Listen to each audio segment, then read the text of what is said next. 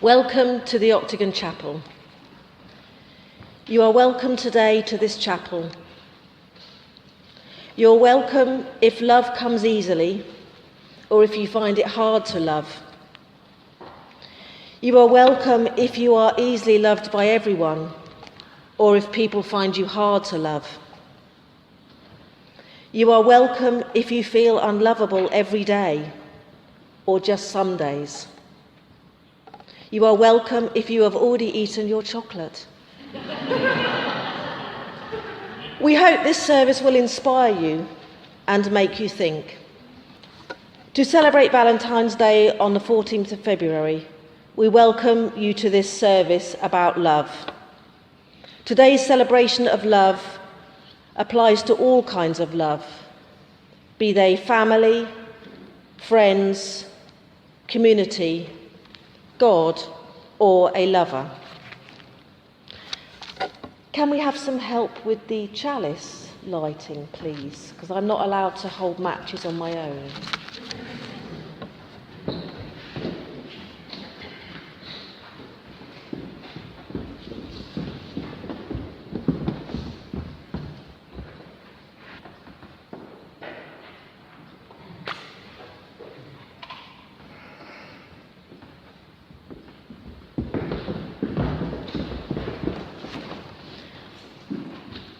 We light this chalice as a symbol of love and light. May the loving light of this candle spread throughout the chapel today and beyond into the world. Love is like a butterfly, soft and gentle as a sigh. Love makes your heart feel strange inside. It flutters like soft wings in flight. Love is like a butterfly, a rare and gentle thing. So saith Dolly Parton in her 1974 song about love. When Judith and I first had the idea of doing a service for Valentine's Day, we thought about the kind of love that you might associate with romance, the kind described in the earlier poem, that is a kind of madness, intense and transient. This time of year perhaps makes us think of sap rising, of new birth. We can see the snowdrops in bloom and other shoots poking through. And pagans may mark St. Bridget's Day, also known as Imbolc, on February the 1st, traditionally the first day of spring. But what of other forms of love? How about we celebrate all forms of love on Valentine's Day, which presently only really serves the card manufacturers and factories that make red things? Greeks have several words for love. Agape, the love of God for man and of man for God. Agape is used in ancient texts to denote feelings for one's children and the feelings for a spouse. And it's used by Christians to express the love of God for his children. Eros, mostly of the sexual passion or intimate love. Philia means affectionate regard, friendship between equals. This love can be described as loyalty to friends, family, and community. Storge means love, affection, especially of parents and children. It's a natural empathy felt by parents for offspring. It is also used to express putting up with situations, such as loving your enemies. And this is also used as the love for one's country or a favourite sports team. So what of these different kinds of love, of family, community, enemies, children, God, and the Norwich City football team? How is it relevant to today in this chapel? Well, my own interest in this subject comes from a background in psychology, arts, and religion, all of which hope to explore what makes us fully human. So my research for this service began at my office at the local psychiatric hospital. After all, I thought, surely a bunch of psychologists and therapists will be able to help me when I say, I want to know what love is. I first asked a psychologist, and she said, love is the most important thing in life, isn't it? I guess being a psychologist, she had to answer a question with a question. The next one was slightly embarrassed, and he ushered me into a side room to say, love is helping one another feel grounded and whole in a chaotic and unpredictable world. The next person was a therapist and a Christian, and she said, in order to love, you must first experience God's love. I then asked a Muslim, and she said that the Quran talks about heaven being at the at the feet of your husband, and that you must obey him, and that a good man treats his wife well. She also added that this is a good system as long as your husband is not a bit of a dick.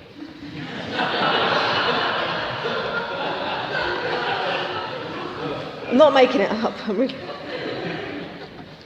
The next person said, I love my sister, but I also hate her, or at least I hate what she does. This was the man from IT who had me on hold. The next person said, what is love? That's not even a proper question. I can't answer that. She was a Unitarian. Another guy, love comes from God, and then we can give it to others. He was a Roman Catholic and also an IT guy who had me on hold. It's been a bad month for my laptop. Another Muslim friend talked about forgiveness in the Quran, and that God forgives us in the blink of an eye, and that we must forgive others. I then asked my most loyal friend, and he just looked at me and put his head on my lap. But that is Jack Russell's for you. One of the most amazing things I learned from this research was not that everyone has a different opinion, but that people love talking about love. And at first they're a bit taken aback, and then they light up. And I also lit up from hearing the answers. And how much more wonderful did I feel discussing this rather than, say, world affairs? But anyway, what does the more empirical research say about love? Well, from an evolutionary point of view, as humans, we need love. Unlike some other mammals, we are born unable to walk or feed ourselves. We need the love and care of a parent to survive. As human adults, we have to collaborate to catch food, to defend against enemies, and to make new humans. Evolution would also explain the opposite of love, dislike or hatred. Is this thing going to take my food, attack me, or my tribe? In 2008, researchers condensed the evidence they could find relating to psychological well-being and economics, and they came up with the 5 key actions that each person should do regularly to stay mentally well. One of these 5 is connect, which talks about our social relationships and suggests that making regular human contact is a strong buffer against mental illness. The mental health charity Mind makes some practical suggestions. Talk to someone instead of sending an email. Speak to someone new. Ask how someone's weekend was and really listen when they tell you. Put 5 minutes aside to ask how someone really is. Give someone a lift and share the journey home with them. Research into human connection is not new, of course. In a famous experiment by Dr. Harry Harlow in the 1950s, baby monkeys were taken away from their mothers, given a choice of a wire mannequin with a soft covering and a wire mannequin with a bottle of milk. They always chose to cling to the mother with the soft covering. They would only leave the comfort briefly to drink. So we can perhaps surmise that physical comfort and warmth are as important as the practicalities of food. There's a famous photograph here from that experiment, which you perhaps can't see, but I'll pass it round.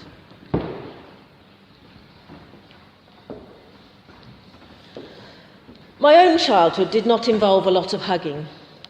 In fact, a good friend had to teach me to hug as an adult.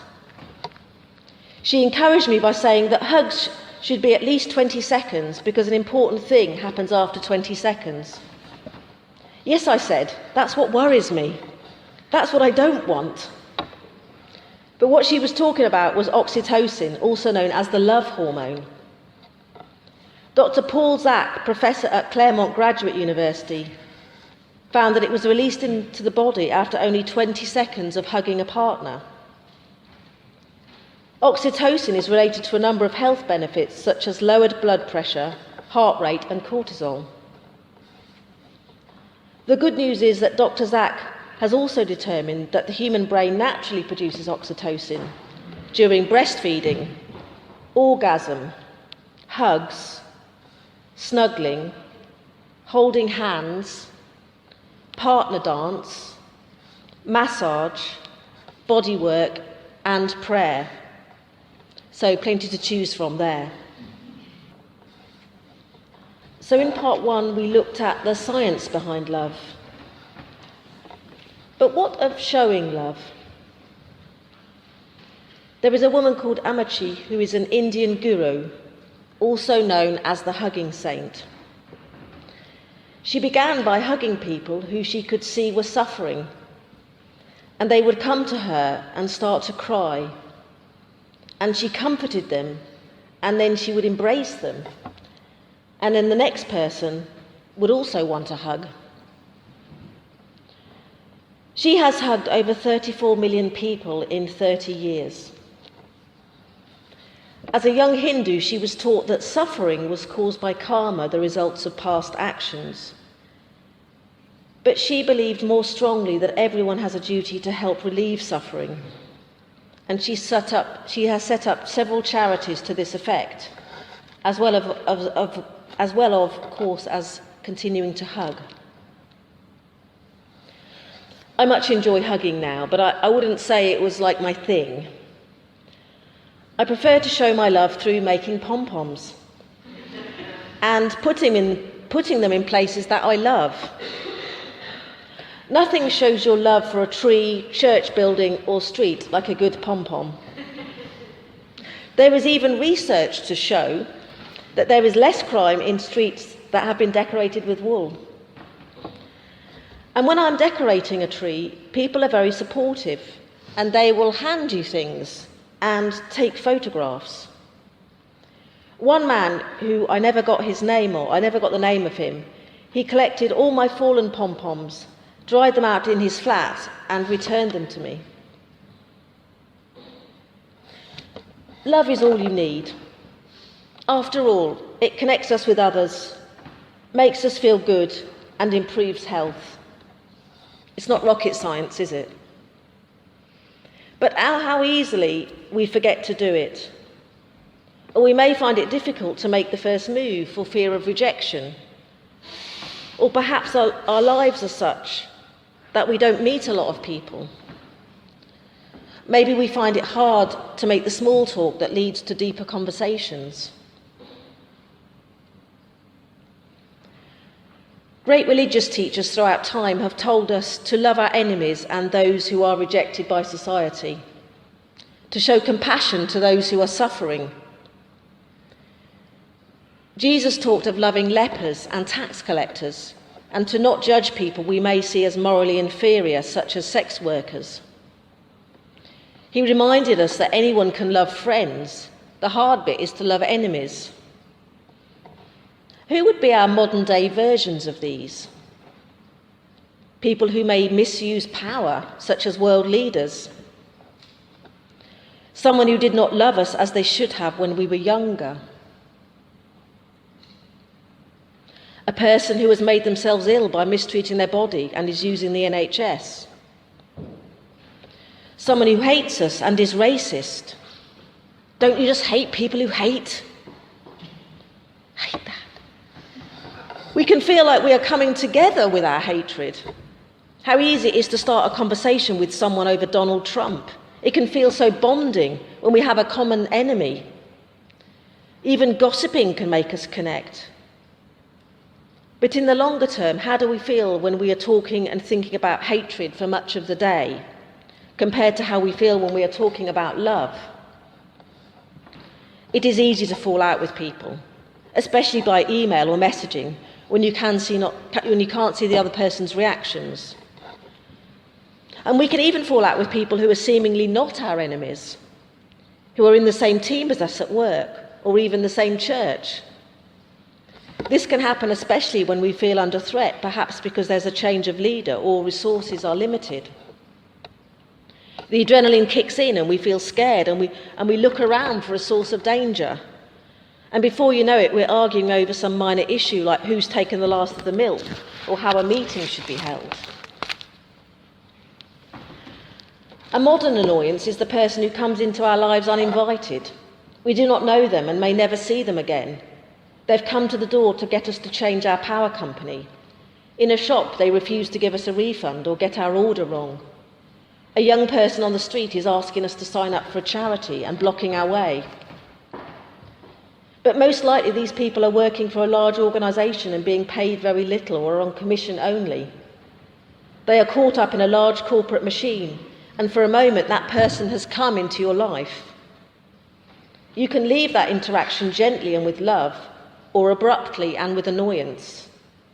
How differently would both of you feel if you act in love rather than hate? I was bullied for a number of years by a work colleague. Let's call her Sally. Her real name was Sarah, not me. No.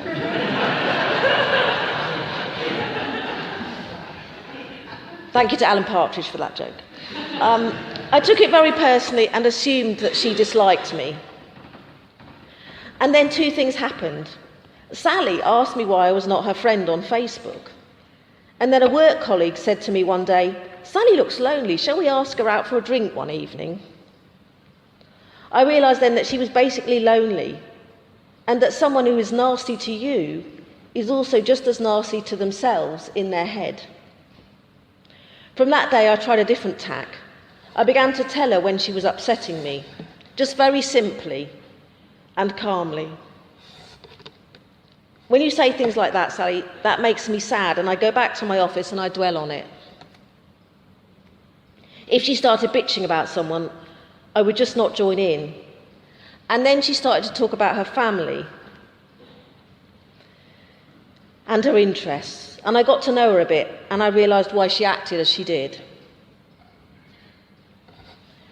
Any given day can fill us with annoyance or hatred, but in the end we only hurt ourselves by turning our attention to these things.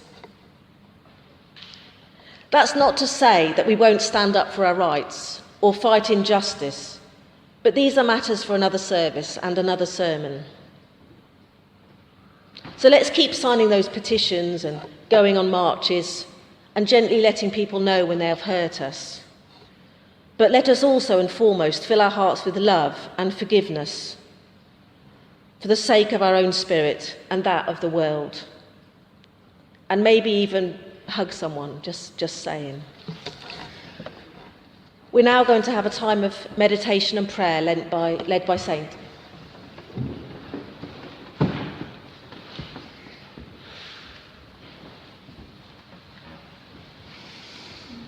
I invite you to get nice and comfortable. Allow your hands to rest in your lap. Gently close your eyes, settling into awareness of your body and your breath. Feeling into your body right now, noticing what's there. Connecting to the breath, noticing the wave-like movements of the belly. Breathing in and out with awareness. In this practice, we'll be cultivating loving kindness. We all have within us the natural capacity of loving kindness that is unconditional and open, gentle and supportive. Loving kindness is a natural opening of a compassionate heart to ourselves and to others. It is a wish that everyone be happy, starting with ourselves. We begin with developing loving kindness toward ourselves, allowing our hearts to open with tenderness. Now, allow yourself to remember and open to your basic goodness. You might remember times you have been kind or generous. You might recall your natural desire to be happy and not to suffer. If acknowledging your own goodness is difficult, look at yourself through the eyes of someone who loves you. What does that person love about you? Or you may recall the unconditional love you felt from a beloved pet. As you experience this love, notice how you feel in your body. Maybe you feel some warmth, a smile, a sense of expansiveness. This is loving kindness, a natural feeling that is accessible to all of us, always. Breathe in that feeling of loving kindness, letting yourself bask in the energy of loving kindness, breathing it in, breathing it out, inviting feelings of peace and acceptance. Beginning now to wish yourself well by extending words of loving kindness. Repeating silently in your mind these words of friendship and kindness to yourself. May I be filled with loving kindness. May I be held in loving kindness. May I feel connected and calm. May I accept myself just as I am. May I be happy. May I know the natural joy of being alive. Now you can open the circle of loving kindness, bringing to your mind someone who is dear to you, someone whom you care about and who has always been supportive. Reflect on this person's basic goodness, sensing what it is in particular that you love about them. In your heart, feel your appreciation for this dear one and begin your simple offering. May you be filled with loving kindness. May you be held in loving kindness. May you feel my love now. May you accept yourself just as you are. May you be happy. May you know the natural joy of being alive. Now bring to mind a neutral person. This is someone you might see regularly but don't know well. It might be a neighbor or a person in a shop. Bring this person to mind now and silently repeat the words of loving kindness. May you be filled with loving kindness. May you be held in loving kindness. May you feel my love now. May you accept yourself just as you are. May you be happy. May you know the natural joy of being alive. And now, if it's possible for you, bring to mind someone with whom you've had a difficult relationship. Perhaps it's someone you don't like to feel sympathy or compassion for. Seeing if it's possible to let go of feelings of resentment and dislike for this person, even if only for this exercise. Reminding yourself to see this person as a whole being, deserving of love and kindness, as someone who feels pain and anxiety, as someone who also suffers. Seeing if it's possible to extend to this person the words of loving kindness in your mind silently. May you be filled with loving kindness. May you be held in loving kindness. May you feel my love now. May you accept yourself just as you are.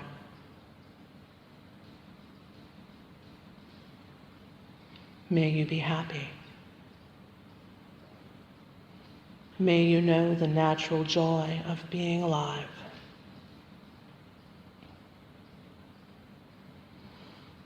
Now, allow your awareness to open out in all directions, yourself, a dear one, a neutral person, and a difficult person, and of all beings, humans and animals living everywhere, living in richness, poverty, war, peace, hunger, abundance, aware of all the joys and sorrows that all beings experience.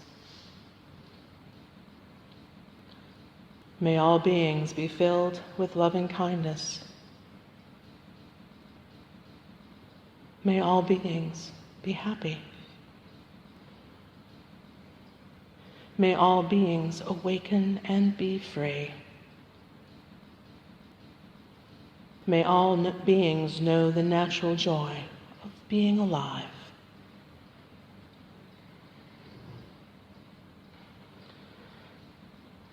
Let that feeling of loving kindness open and expand and spread throughout the globe. Letting it rest there for a moment,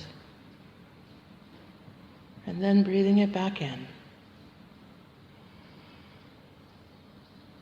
Bringing it back into loving kindness for yourself, because that is where it always begins. And letting yourself become aware of your body and how you're sitting and your breath. We'll be bringing this practice to a close by coming back to extend loving kindness to yourself and those around you. Letting yourself bask in the energy of loving kindness that we have all generated here today.